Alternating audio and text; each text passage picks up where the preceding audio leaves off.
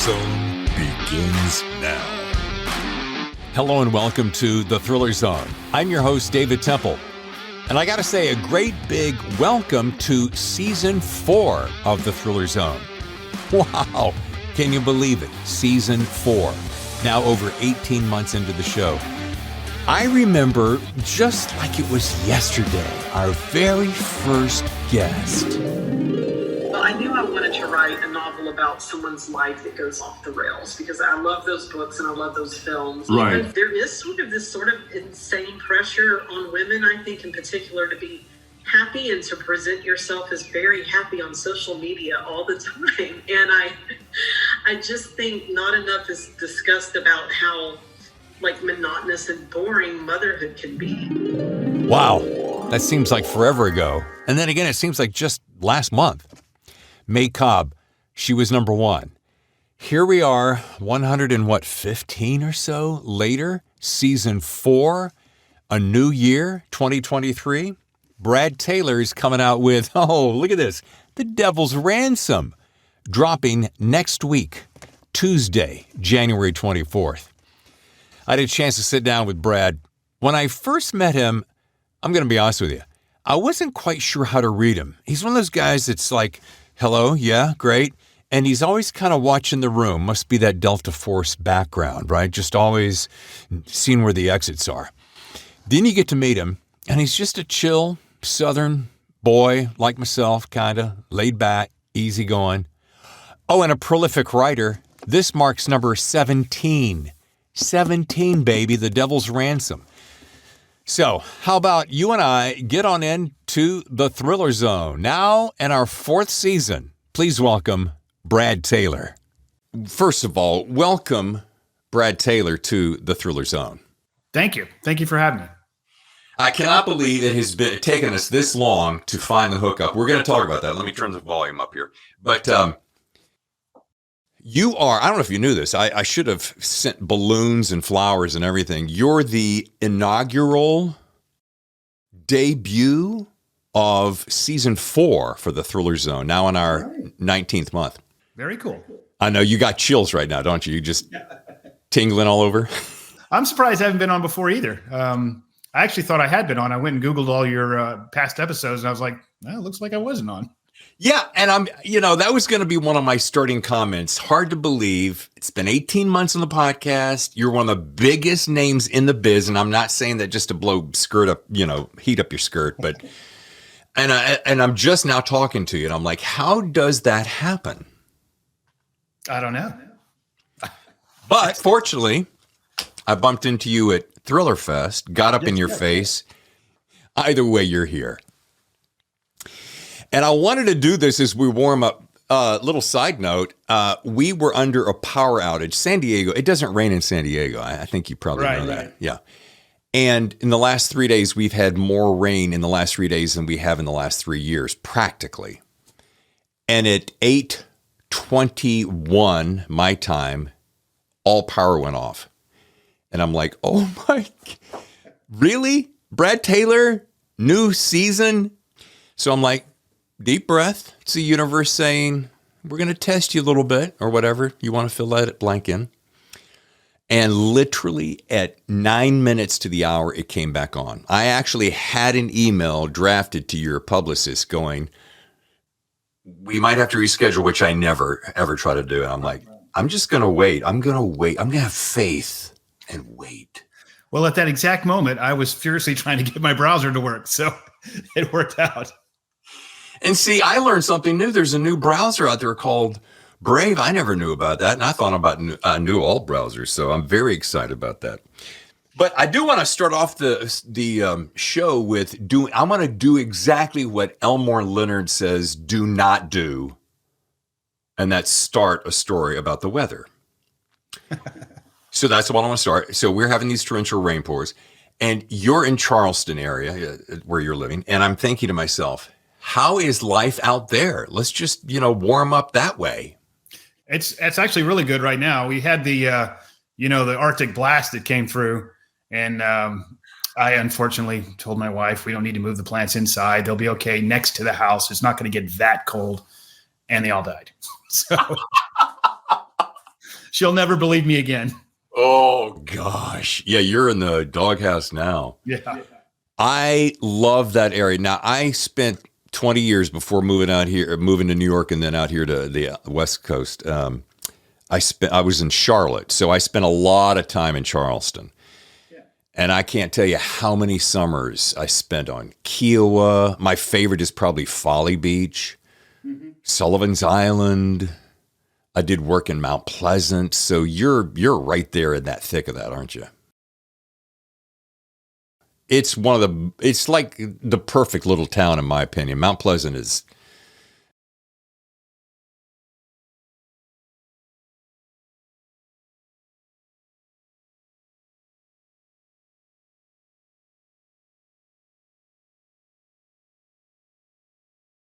All right, then I'll tell you what I'll do, Brad. I will help you go. This is now on the top of the worst places to visit. Right. Yeah. All right. So, having grown up in rural Texas, which you're very familiar with heat, what's your favorite part? And then we'll move on to real stuff. What's your favorite part of living in the South on the East Coast rather than rural Texas? Well, we actually my family's from here, Mount Pleasant. My grandparents lived here. My dad went to the Citadel. My mom grew up here. And so I used to spend all my summers here, just like you were saying. So when the parents were like, go see the grandparents.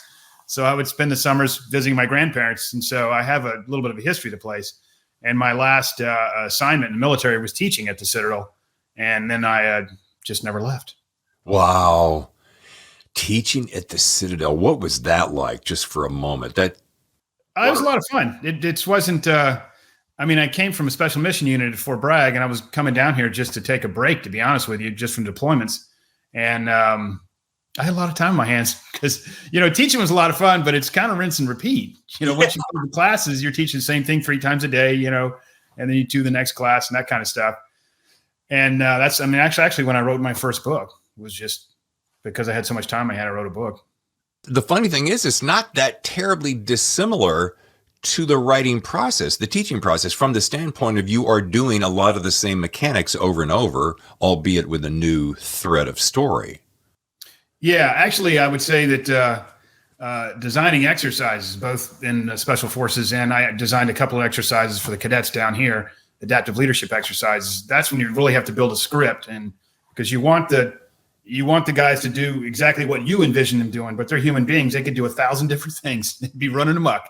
And so you have to design a scenario in such a way that they will only do the one thing you want them to do within parameters. There's certain things they can do, but that's kind of like writing a book, because then every time my main character, Pike Logan, does something, he could do 1,000 things. He's going to do one thing. And now I have to show, why did he not do 999 other things? We're going to get into The Devil's Ransom here in a second. Dropping 24th. I'm going to say this straight up. I'm late to the Brad Taylor party. I apologize in advance. I probably shouldn't admit that. However, I'm kind of one of those guys that just tells it like it is. So there. But I can see why there are 16 of them, because this guy is like, and I'm saying this because I finished the book this morning at 6:30. This guy feels like a guy you grew up with. Like I kept thinking of a couple of buddies that I grew up with. Real ballsy characters who weren't afraid of a lot and just kind of like, really, well, we're gonna do it this way. And just, can you give me a inside scoop of where this guy came from? And I love the name Pike. And again, I know I'm saying this for the first time. A lot of people going, real Dave? He's been around for 16. You want to give us a break? But where did he come from? Yeah, he's actually kind of an amalgamation of guys I served with. But when I originally wrote the book, the original book, One Rough Man, when I was teaching, what I set out to do was write a story of redemption. I didn't set out to write a military thriller. But, you Google, how do you write? And they say, well, write what you know. I was a special forces counter-terrorist guy, so that's what Pike became. But he was supposed to be, if I'd have been a police officer, he'd have been a cop. If I'd have been a priest, Jennifer would have been a nun. The story would have been, the thread of the story, the arc of the story would have been the same. But it would have, I just made him because of who I am and what I know. I hear this a lot, Brad, and I've always sat on the line just a little bit about the write what you know. it seems completely intuitive to write what you know because you have the whole world there at your feet of this vast amount of information that you're already well aware with. The other side, I know you have a vivid imagination because the way you craft stories is so deep and wide, so you could create any kind of story you wanted to. So there's a part of me that says, yeah, but you know what? How about if Brad was wanted to be I'm going to pull this out of nowhere, an attorney, like, a secret agent attorney or something. Well, then I know that you could do that. But so where do you sit on that fence? Do you go, I see both sides? Do you see, well, I went with what I know. I went with what I know, but I certainly don't believe you have to do that. Right. I do have Aaron and Shoshana are two Israeli assassins that work for Mossad. I'm not Jewish, never worked in Israel. So that's a little bit of I do a lot of research and try to form that out. But some of the best, Crane wrote The Red Badge of Courage, and he'd never served a day in his life. And it's one of the iconic war novels ever written. So I certainly don't think you have to write what you know. For me, that was just the path I took. Well, I think one of the favorite things about your book, and you got to bear with me because this is going to sound a little bit odd at first. I'm one of those guys, I don't know why I do this, but I pick up a book. I might skim the blurb, but a lot of times I just want to be surprised by the story. That's just me. But for some reason, I love to go back to the acknowledgments and just see, what's Brad about? Who's he thanking? Because if I know who you're thanking, they've been in your inner circle, it'll tell me a whole lot about you. And it just kind of cuts me to the chase of you. Besides all the stalking I do of you on Instagram. And while I was doing that, I loved it where you were telling me exactly, where you were traveling for research and all those fine details that added to the story. So I read that first and I'm like, oh, that's kind of cool. Okay, so he went here and he studied that. Then as I'm reading the story, it was really cool because I don't know that I'd done this before quite this way. I went, oh, there's that hotel he researched. Oh, there's the courtyard that he did, and restaurants. And it turned out to be really cool. Not everybody does that. A lot of people go, hey, I want to thank Bob and Sally and Frank for all their hard work. But you painted the picture of where you went to research. Tell me about that. Yeah, you mean the acknowledgments or the actual research itself? Yeah, well, both, because they blend together. The acknowledgments talk about the research, so either way. Yeah, the acknowledgments, I get a lot of fan mail about the acknowledgements on their own. So usually at the end of the book, I encapsulate, everybody that's helped me out doing certain things. Sometimes it's the guy that I served with that, we were talking about faking stuff, so I'm not a combat diver. I'm a PADI certified scuba diver, but that's not combat diving with a Lars rebreather. So, I wrote that scene and I said, I gave it to a buddy of mine who was a combat diver, and he's like, you screwed this all up. So, he tells me the nitty gritty on it. So I'll thank them in the acknowledgments. And we always, for the research, if I can get on the ground, I'm not like, I wish I could just look at Google Earth and figure it out, but I can't. And so if I can get on the ground in places, I'll definitely get on the ground and stomp around. I've written books that include North Korea. Of course, I'm not going there. Syria, I talked a lot about Syria in a couple of books that I haven't been to Syria. I've been to Iraq, so I figured I could fake the funk on that. But if I can get on the ground, usually what happens is I'll have a list of stuff. I do a ton of research on the country I'm going to, or countries, depending on the book. This one was primarily Croatia. And I know what I'm looking for. So we start out at Zagreb, got a rental car, and started hitting all these places. But there's always something out there that I don't know even exists. And if it wasn't for getting on the ground, I would never have found it. For instance, Game of Thrones is mentioned quite a bit in this book, is because I had no idea they'd filmed that thing over there. And everywhere we went, there was some Game of Thrones thing. I was like, this is ridiculous. Every time I turned around, it was a Game of Thrones thing. So I threw it in the book. There was one thing that didn't make the book that I had no idea. It's not like a top tourist attraction for Croatia. Back when Yugoslavia was around and Tito was around, he built an underground military airfield completely underneath the ground, to withstand missile strikes and that kind of stuff. And I found out about that because I'm on the ground running around talking to people about stuff. And I'm like, man, I'm putting that in the book. So we tried to go over there, and it's ringed with landmines, so you can't get in. So it didn't make the book. But those kind of things I never would have found. In fact, the culmination of the book is in Rostock, a small little quaint village at the junction of two rivers with water wheels. It's a really neat place. And I wasn't looking for that, but we couldn't get to the airfield, so we had a half day to kill, and we just drove down to that village. And I was like, man, this is really neat. And I ended up using it in the book. There's one thing that you mentioned, the acknowledgments, and it's hilarious because my wife and I are sitting at a stoplight on Friday night. We're coming back from dinner, and it was maybe 55 degrees, which is kind of chilly for out here. And I looked to my left and sitting there in line, and I said to her, I said, the only place in America can you be wearing parkas, beanie caps, while still wearing flip-flops and shorts, and standing in line at a gelato line is San Diego, is Encinitas. So it made me think of your Croatia gelato, and you went on about this. Now tell me, what's the secret? Because you I think you even compared it to Italian, which I'm like, wait a minute, didn't they invent it? Right. I've had real Italian gelato, and we have gelato stores here in Charleston, and they're nowhere near as good as Croatia. I mean, I went and got some gelato when we came back. I was like, let's go try that new gelato store. And I was like, that's not gelato. So when we were in Croatia, I went to this little, on the street gelato guy, got some gelato, and it was just fabulous. So every time we went somewhere, they have, kind of a Baskin Robbins type gelato place. It's in all these places. It's in Dubrovnik. It's in Split. I saw the name, and I'm like, that's one of those gelato places. Let's go get some gelato. And so everywhere we stopped, I'd get some. Now, this begs the question, because I know you like good food. You don't mind cooking when it's your turn. If you were to have you ever tried to make gelato? And no? Okay. No, I wouldn't have any idea how to do it. And what's the secret? What's the one thing about, and I know I'm banging on it, but I just love this because I love food. So what's the thing about the Croatian gelato that goes, wow, this blows everyone else away? It's not as icy. Usually when you get gelato, it's kind of an icy thing you eat with a spoon. This has got more texture to it. And so it's more like ice cream, but it's not ice cream. But it's more like ice cream, and it was just really good. Okay. All right, I'm gonna take a short break, and when we come back, we're gonna really start diving into The Devil's Ransom, which is dropping on the 24th. You're with Brad Taylor, David Temple here on the Thriller Zone.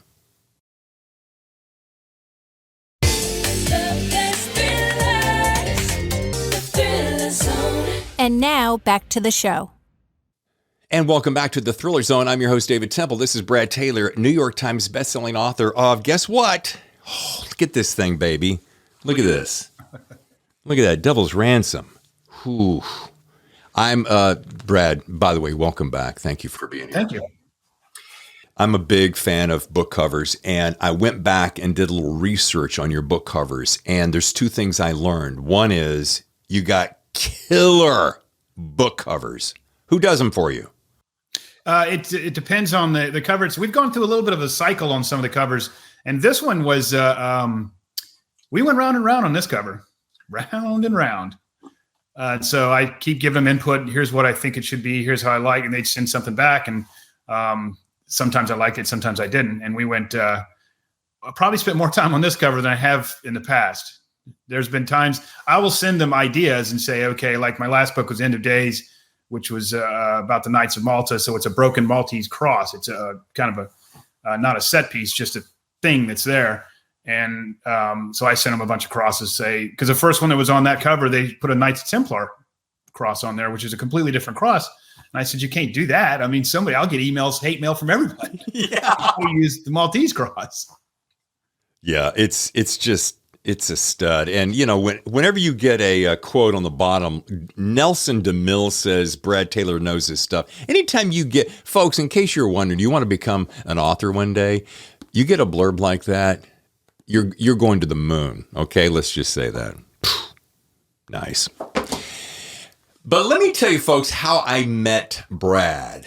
Now, we only met face-to-face back in last summer, Thriller Fest. Great to see you there. Great time, wasn't it? Yeah, that was the first time that Sheridan, right? Yes.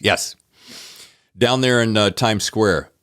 Such a great, by the way, big shout out to ITW. Those folks know how to put together a party. But so that's the first time I met him face to face. But a few years ago, I was doing a little research on websites because I'm like, you know what? I want to be one of those guys. I want to be an author. I mean, I write books, but not at your level, of course. But But I know that a web presence is key. So I started researching, Somehow, either I ran across your website or someone sent it to me, and I looked at it. I'm like, holy crap, that is the personification of what an author's website should look like. And that was just the way I saw it. And I'm scrolling down. I'm like, oh my God, look at this cat. He's handsome. He's got on the leather jacket. The colors are cool. He's got this slider in the, there's a photograph of him sitting on, look at these books. Oh my God, this guy's a hitter. I go all the way to the bottom. All right, who built this? Authorbytes.com. All right, then I got to find out who these clowns are. Fast forward a year and a half later, they're my prime sponsor of the Thriller Zone, Authorbytes.com. They've been really good to us. I've been with them since I first started writing. I think we built that original website back in 2010, and I got some good advice. The publisher doesn't do that. That's all on us. But the publisher gave me some good advice and said, "Don't build your own website.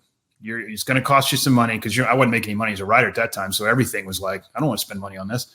And he said, "It's going to cost you some money, but you need to get a professional website." And so we did some research, and just like you were saying, I came across somebody we looked at a bunch of different author websites and found one from Author Bytes, and I contacted him.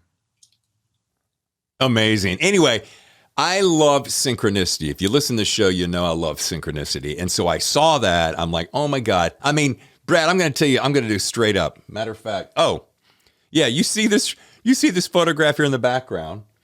Yeah. Notice what I'm wearing. I'm a real geek here. Leather jacket. I see you. I'm like, okay, well, if a guy this cool is wearing a leather jacket and a black shirt, I'm going to wear a leather jacket and a black shirt. And I know they're my whole geekdom is now explored. You want to know the history behind that leather jacket? Bring it.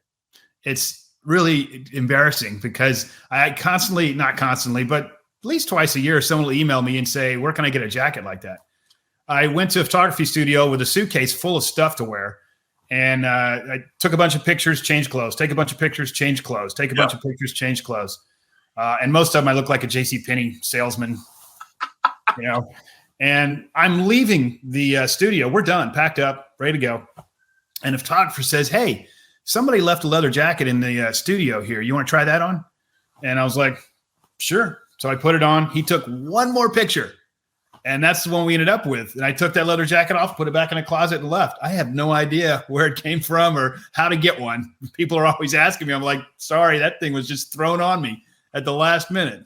I love that. I never, it's probably still hanging there as far as I know.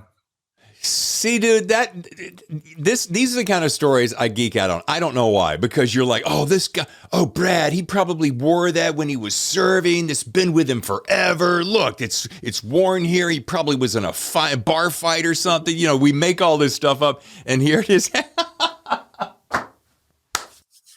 I should have written down who had made it, because then I could tell people. I'm sorry about that. I don't know. I don't even know what the brand was. I just put it on. They took a picture. I took it off.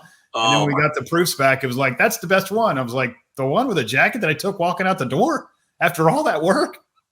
I love that story. And to come full circle, once again, for my fans who like Brad Taylor's work and want to get a website, I just got to throw a little bone at authorbytes.com, because that to me is what the quintessential author's website should look like. So there, I'm done. Well, they're easy to work with too. We just send them, like, we have a schedule, new books coming out, Devil's Ransom. That's going to be a new page. They know I'm going to put an excerpt up. They know all this stuff that's going to happen. And it's kind of like clockwork. Here's what we're doing next. Yeah.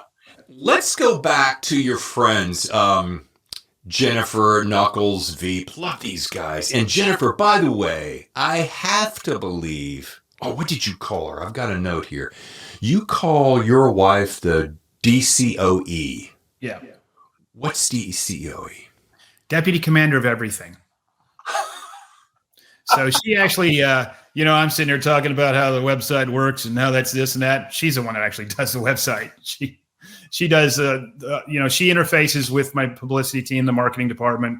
She does the book launch party we always do every year. The research trips, I tell her I want to go here, and she plans it out. I mean, one time I went to I went to Turkey, and I wanted to go to Romania out of Turkey. And because I'm geographically challenged, she was like, Romania is not next to Turkey, right? So what's next to Turkey? I was in Istanbul at the time. And she said, Bulgaria is next to Turkey. So I Googled Bulgaria and found Plovdiv, which is the oldest continually serving city in Europe. I mean, there's older cities, but they're now, ruins. This one's been there and still running. And I said, give me a bus. I'm going to Plovdiv. And so that's what I did. Did research for American Trader. I went to Taiwan and wanted to go to Australia. And she said, Australia is not near Taiwan, right? So she's the one that plans all that. She keeps up on the social media. I mean, I do the posts on social media. She, if I get a message, she'll let me know all the marketing, everything. I write the books basically, and the DCOE does everything else.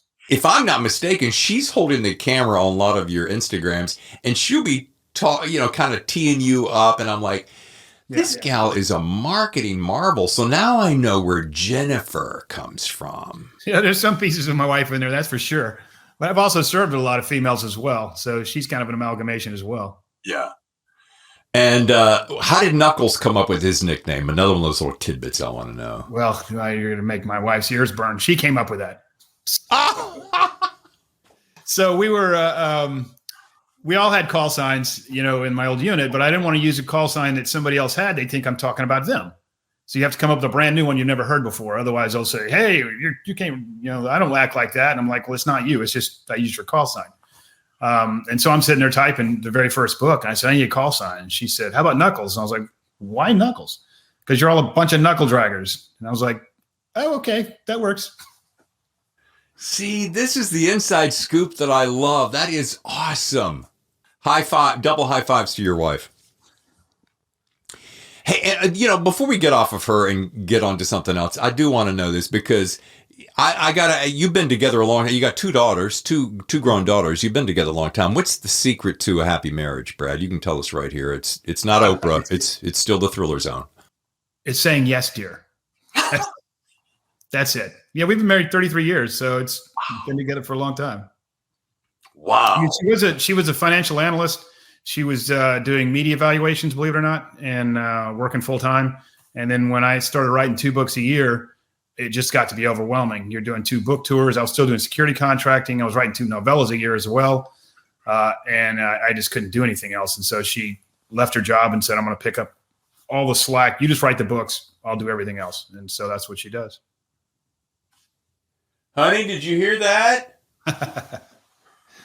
My wife, Tammy, I bet you she's wired a whole lot like your wife. She loves spreadsheets and algorithms and Word documents and minutia of detail. Like she can pull out taxes and have them done in like a half hour. And you say the word HR block, I'm going to break out in a hive. It's just crazy. She actually does our taxes as well. So one last thing about Inside Scoop, then we're going to get back to you. So we found out about Knuckles and we found out about Jennifer. Pike, again, where we found out of where he came from, but how about that? Is that a nickname of somebody in your past? Is it just one? Did she come up with that as well? No, that's actually, I came up with it. It's not a call sign of anybody I knew. And that's kind of the reason I chose it, but you always have to have a call sign. You don't get it for a good reason. You get it for something you've done that's wrong. And so in the very first book, it describes why he got the call sign Pike. And same for Knuckles. I actually wrote my very first novella is called The Call Sign, which basically details how Knuckles got his call sign. And I'm going to have to go back and read that? No, basically he knocks out a jackass CIA guy, hits him so hard he leaves Knuckles imprints on his face. And so he ends up with the call sign Knuckles. Copy that. Okay. Now, let's talk about you for a second before we wrap this up, because I don't want to take all your time today. But what do you miss? And I'm curious about this. What do you miss most about being in the service on a daily basis? I miss most the mission itself, serving. It's, I don't miss the deployments. There's a lot of things I don't miss, but I miss the camaraderie. I miss the fact that everybody is in there for a singular reason, and you all have a driving focus on what you want to do. You don't really see that in the civilian world. That's probably the thing I miss the most. Do you think that's also the hardest thing to come back to? I think of the movie Sniper and about how much how Chris had a hard time coming home back to reality because being in the shit was really kind of what his whole focus was, and that was his calling. Do you find it's a similar thing that you'd like, man, I missed that complete focus to one goal? Well, you do. And I'll tell you that you don't really, you don't realize you're living like that. I mean, everybody is living with this enormous pressure cooker, especially like I said, I was a special mission unit. You're deploying constantly, and it's just an enormous pressure cooker. And when I came down here to teach at the Citadel, it was kind of like, this is how everybody else lives. I mean, you don't realize it because everybody's doing the same thing you are. You think that's just life. This is what it's like. And then actually, the decision to retire from the Army because the book sold, I told Elaine, I was like, I'd come out on a promotion list to colonel, should I take the promotion? My next assignment was 2 years on a company to Pakistan. And she said, if you want to go back to Fort Bragg, you shouldn't have brought me to Charleston. Oh, bam. So I decided to give writing a try, which. Yeah. Well, and you probably haven't looked back. I mean, come on, dude. It's no easy feat to do. You're approaching 24. It won't be long. And when you have that kind of success, and I don't know when the New York Times bestselling author badge got put on top of your book. How far back was that, ballpark? Believe it or not, book one. Okay, where's my mic? I got to drop it. I mean, what are the chances of that even happening? Do you think, first of all, that's rhetorical. Second of all, do you think that to come out of the gate with book one could be done today? No. Every single one of my books has hit the New York Times bestseller list. And I don't think this one will, because if you look at the list now, they're out of the top 15, 14 of them have been on the list for 35 weeks. So I don't know what has changed, but it used to be every week you'd see a new book, 5 new books on the list, and then they maybe last 2 weeks and drop off. Well, where the Crawdad Sing came out, it set some kind of trend, 297 weeks on the list. Yeah. And so if you look at the New York Times list now, it'll tell you how many weeks they've been on it, and 35 weeks, 15 weeks, things like that. It's harder now, isn't it? It's the competition's keen. Yeah, I don't know what has changed, but you used to never see that. And they always change how they look at it and what stores are feeding into it. And that's all their, magic chicken bones are rolling, because, for a while there, they didn't look at Amazon at all. Then they realized Amazon's selling more books than every bookstore in the world. And so they had to figure out, they used to not take Costco sales. I think they do now. I'm not really sure. But they're constantly changing their feeds, trying to figure out, okay, how do we figure this out? Do you think, now this is a very pointed question, and it's just purely your opinion, but I have so many listeners who are aspiring writers. Do you see and say to yourself, if this were me, if I were coming up today, I would go head down, follow your passion, just keep going? Or do you say in the back of your mind in those quiet hours going, geez, that's nearly insurmountable. Maybe I should think about something else? I know it's a loaded question. No, I actually, and I know exactly what you mean. I knew nothing about the publishing world when I tried to get published for the first time. And lightning struck for me. I was extremely lucky. If I had known how hard it is to get published, I probably would have gone back to Fort Bragg. I mean, I had no idea how hard it was. In fact, when I made the list for the first book, my publisher was just going crazy. And I was kind of like, well, you didn't expect it? I had no idea how hard that was. I just didn't understand the publishing world, how much competition there is and everything else. Yeah. Looking back on it now, I was extremely lucky, and I was extremely fortunate for what happened to me. But at the time, I didn't realize it. But so to this same point, because you made a comment that I'm not even sure this will make the list. I think it's going to make the list. It's such a solid book, but that notwithstanding, do you sit there and say to yourself, geez, if this landscape is shifting, maybe my best days are behind me? Or I'm just curious how that. No, I don't. I think the one thing I believe is that people read. They just read. Things can shift as far as ebooks and the methodology of sale, like Amazon when they came on. The thing that scares a lot of people, Costco is another one. sell a lot of books, but the books are not making a profit for them. They make no money off books. Right. Amazon, they probably do now, but when they were first doing it, they were selling for the Kindle. That's where they made their money. They wanted to sell a Kindle. Right. So they would sell the Kindle for whatever it is, $200, and then they sell all the books. They could buy them. I'm just making numbers up now. Sure. They buy them from the publisher for $0.25, and then they'd sell them for $0.10. They're losing money on the books. And that what concerned me was if one day they said, we tried it, it's not working. After they've driven all the bookstores out of business, it's not working anymore. Let's focus on something else. And they quit selling books. And Costco kind of did that. They were selling a ton of books at a huge discount. And the purpose of it was to get you into the store. You're going to buy that new book because it's super cheap. Oh, and look, there's a beach chair. Yeah. Oh, look over there. I can get some, this big tub of lard. I'm going to go to the store and buy this with my book. Yeah. Well, then 2 years ago, they said, we're not going to sell all these books anymore. We're going to sell. They started focusing on memoirs like Spare. I'm sure they've got a pallet of those. Memoirs, and then the top tier, John Grisham, Tom Clancy, was about the only books you would see in there. So that shift is, we were selling a lot of books to Costco, and then they just said, we decided not to do that anymore. So it causes reverberation. Now the good news is that Barnes and Noble's come back.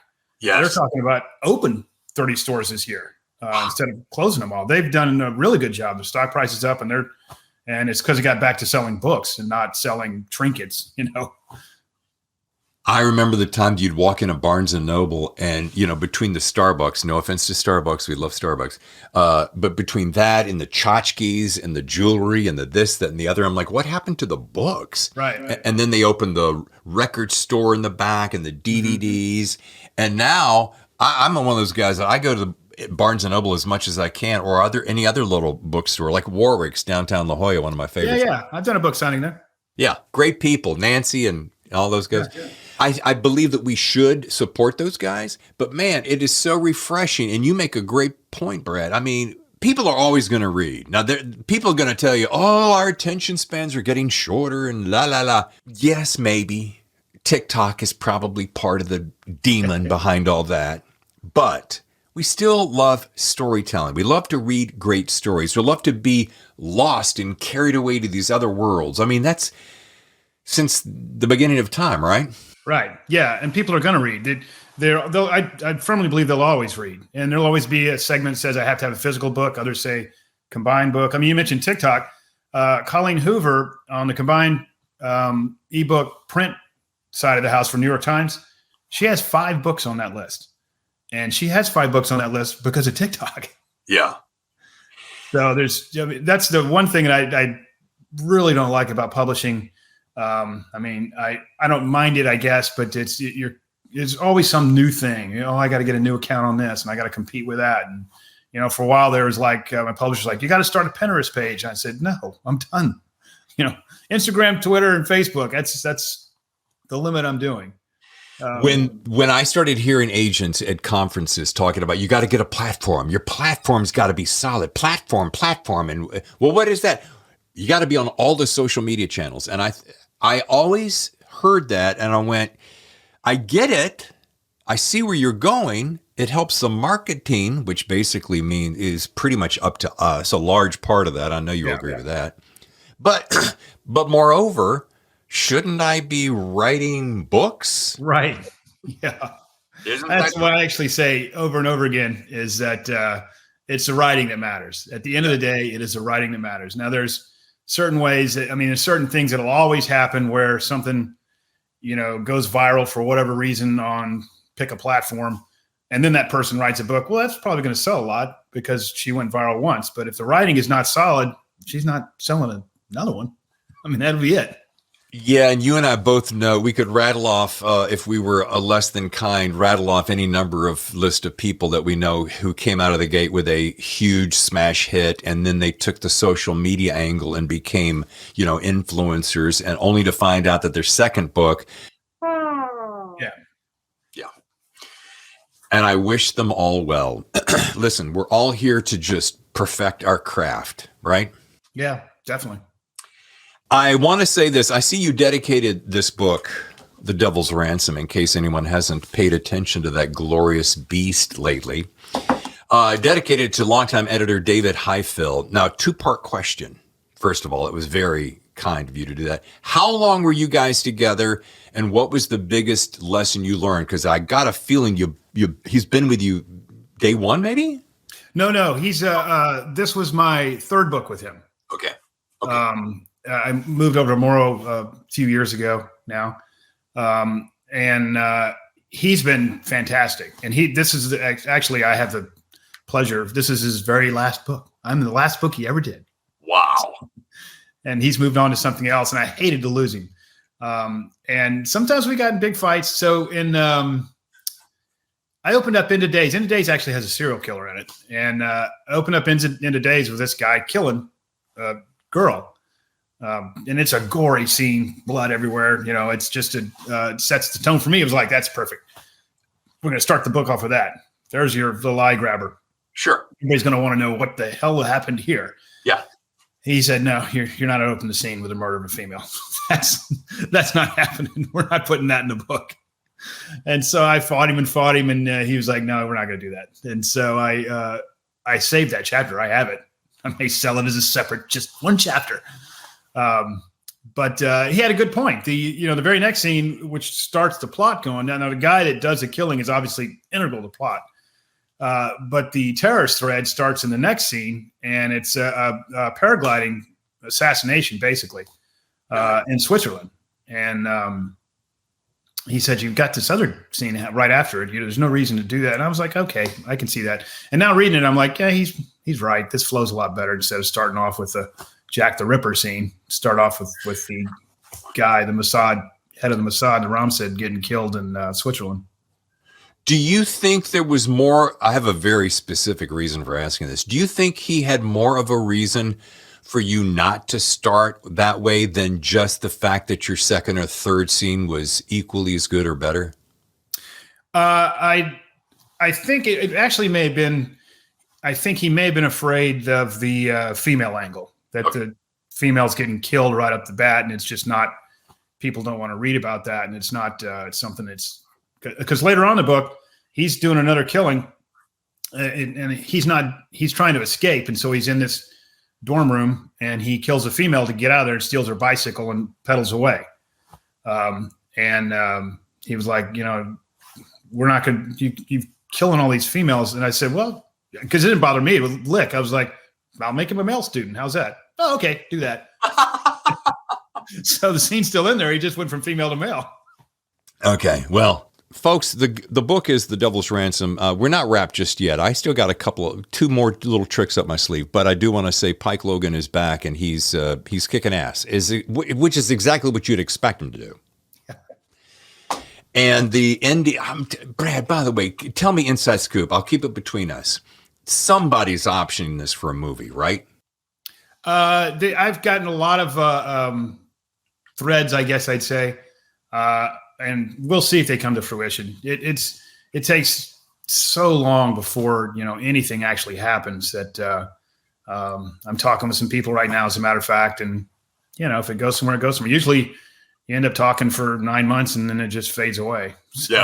So far, it hasn't happened. You either talk forever and it fades away, or you talk for a short amount of time and they buy the option. And then they fade away and nothing ever happens. And then they come back and they renew the option and then they fade away. And then everyone's lost interest in it. I don't know. Hollywood is a fickle little, and that's not a huge goal of mine. I don't sit there and think at night, boy, I really wait for this to happen. If it happens, it happens. But usually what I say is I write books. I don't write screenplays. So yeah, if I really want to be blunt, I'd say, do you read? If you want to go watch a movie, but I write books. It'd be nice. Don't get me wrong. I'd love it for it to happen, but doesn't keep me up at night. Well, how about, since we are kicking off the new season 4 with, it's a whole new year. You're my first guest. I don't know if you ever listened to the show before. We do this little thing called rapid fire questions. Nobody gets hurt. It's super easy. You want to play? Sure. Okay, good. When writing, do you prefer silent solitude or a crowded cafe?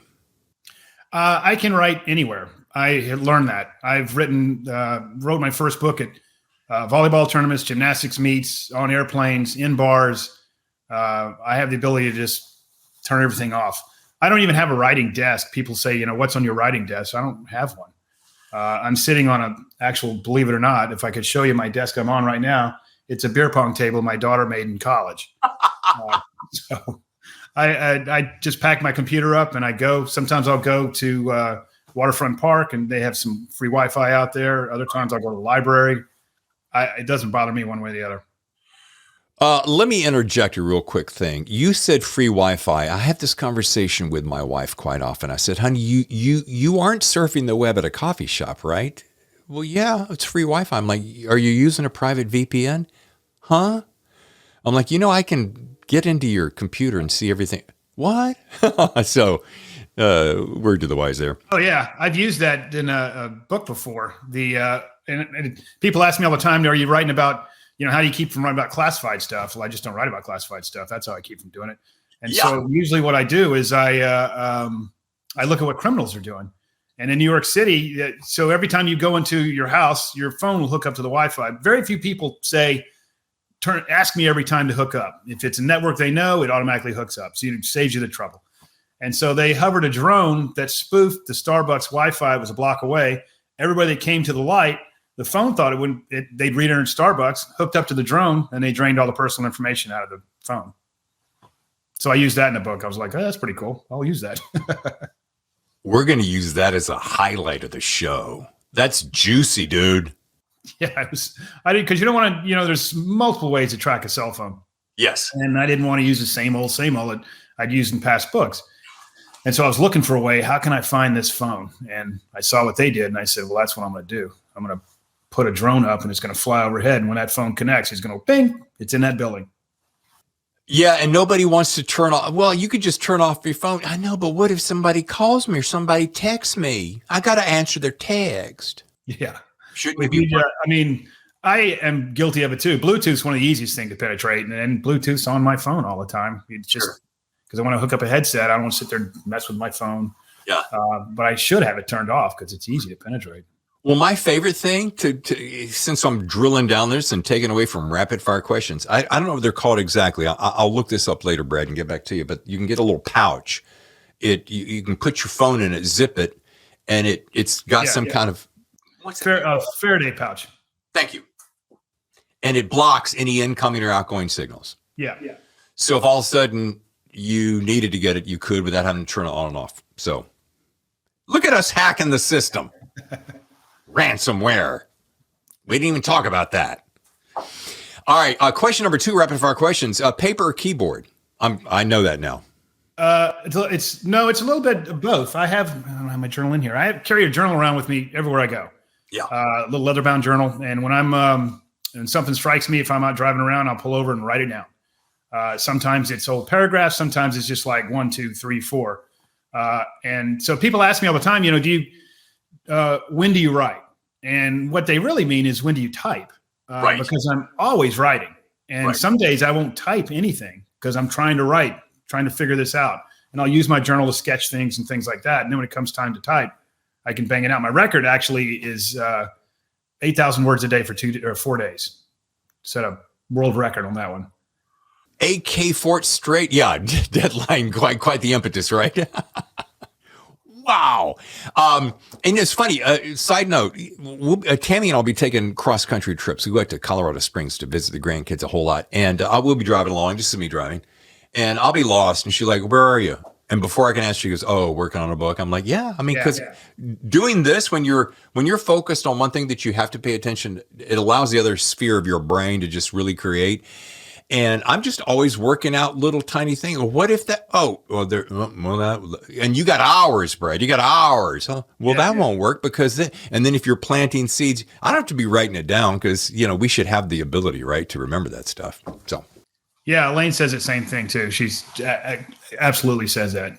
Yeah. She actually, I can't remember what the phrase is. I think she calls it Brad World. Are you in Brad World? Yeah.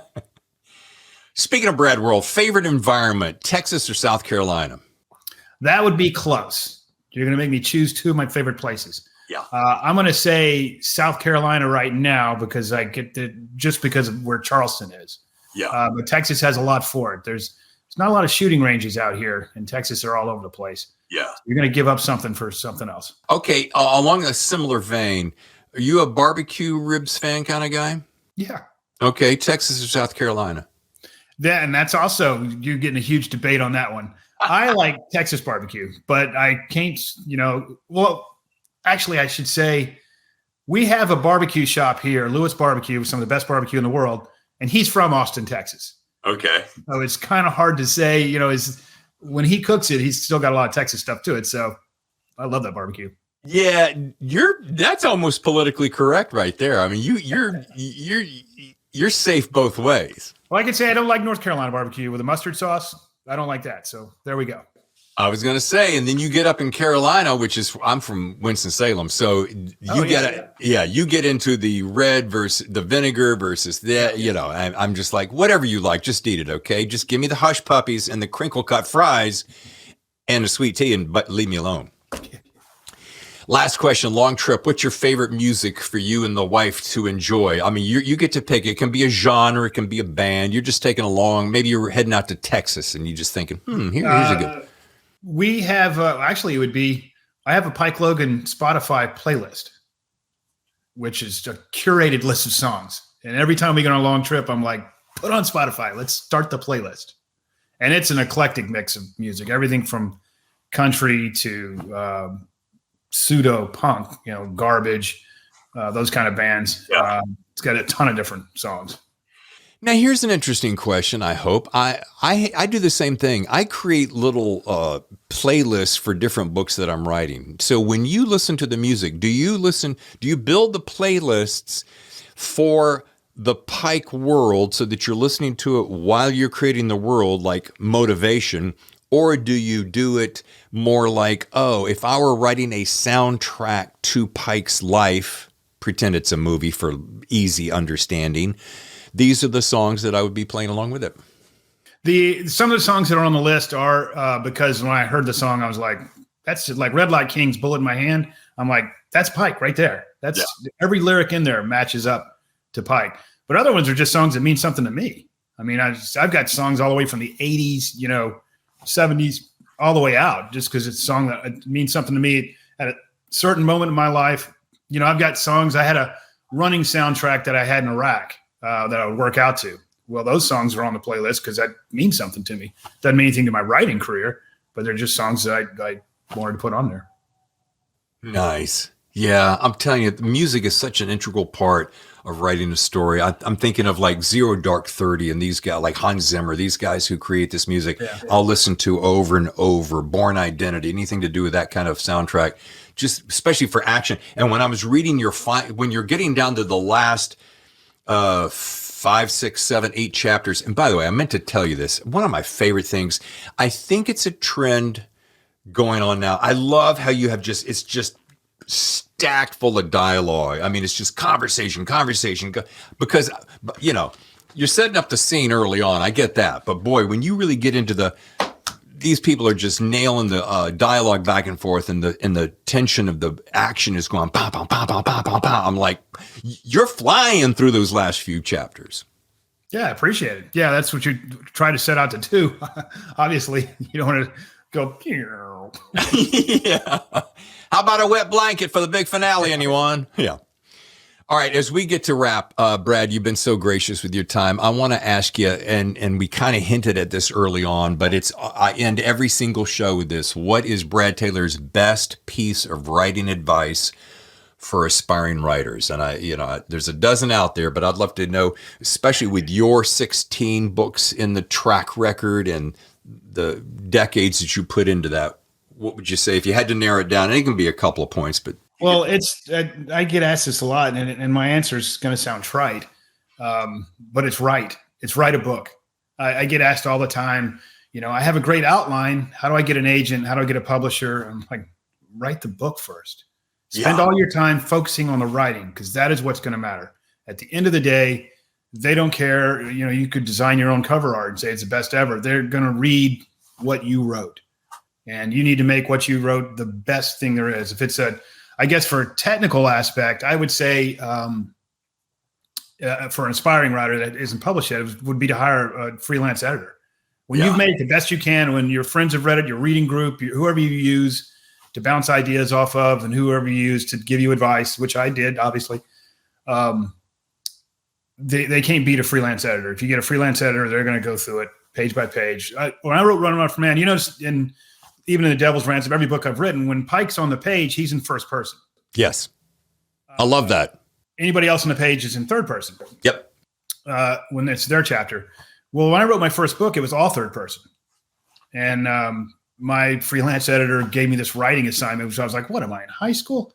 And she said, send me, I want to know everything about Pike. I want him to write his biography in first person. So I was really obnoxious. And remember the movie The Jerk? Yeah. So I opened it up with, I was born a poor black man. Yeah. Blah, blah, blah, blah, blah.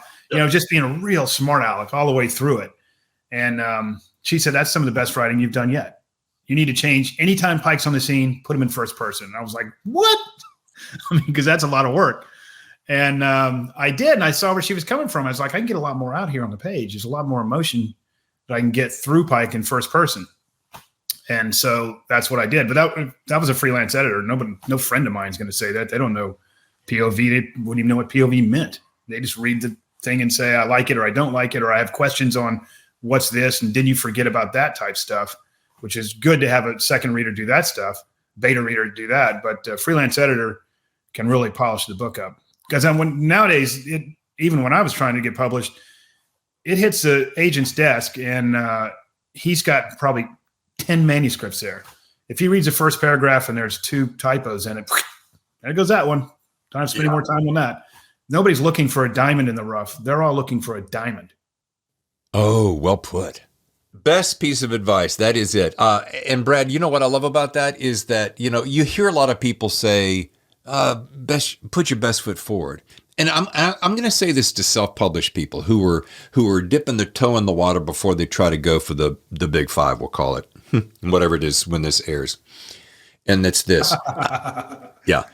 I made that mistake. I thought I was so excited to just see it in print and somebody pick it up. I didn't, there might be a little typo here and there or whatever. Not a big deal. No bueno. Because you know what? The reader's too educated and they won't put up with typos or silliness. They're like, oh. Well, and it doesn't matter. This is the Devil's Ransom is the 17th book coming out in January. And I read it 1,000 times. My wife's my first reader. I have the editor who's read it. I have copy editor reads it, and then a proofreader reads it. There's at least 6 people reading this manuscript, and there will be a mistake in it. There always is. You just can't help it. There was one line in this book, and I think it's still in there because I didn't find it until afterwards. He pulled out the last quiver of his arrow instead of the last arrow in his quiver. Well, everybody just, when you read it, you just kind of say, I know that saying, and scanned over it. Right. And I got an email. No, it was an end of days because I got an email on it already saying, I think you meant this. I'm like, yeah, I did. It just happens. Yeah. Well, best advice. That is true. What is the old saying my mom used to say? You can't make a first impression twice. Yeah. So good on you. Well, folks, if you want to learn more, visit bradtaylorbooks.com, built by authorbytes.com, I might mention that we mentioned earlier, and follow him on Twitter with the same handle. But, man, I got to tell you something. This has been so awesome. Brad, thanks for putting up with the technical issues at the beginning. Well, I had them too, so. And let's do this. Can we make a promise to each other and just kind of shake across the way? Yeah, shake, that we won't let another year go by or too much without connecting, because I feel like hanging out with you for this 59 minutes that we've known each other forever, and I'm just so honored that you took time for me. No, it's been great fun. I appreciate it. And if they go to the website, there's excerpts of every single book is on the website, so they can get a flavor for free. Okay. Well, Pike Logan is alive and kicking. Oh, and do you is it safe to assume he's going to be around for a while? Yes, I'm banging away on the 18th book right now. Of course you are. It's giving me fits, as usual. Yeah, well, Get that DCOE to help you on some of those hurdles, huh? Definitely. Brad Taylor, once again, thank you so much. Thank you. Appreciate it. How fun was that, huh? Brad Taylor, The Devil's Ransom, coming out 1 week next Tuesday, 24th. And, one of those books that you pick up and you think, I'll just read a couple of chapters and then I'll put it down. That might be the case early on, but boy, when it starts picking up speed, hard to put this baby down. And as I said in the show, you want to learn more? Go to bradtaylorbooks.com. Folks, want to say welcome once again to season 4. It's going to be a great year. We have so many rock star authors lined up. I could rattle them off, but I'm not going to. It's part of the surprise. Until next time, keep reading, keep writing, and keep it locked in on The Thriller Zone.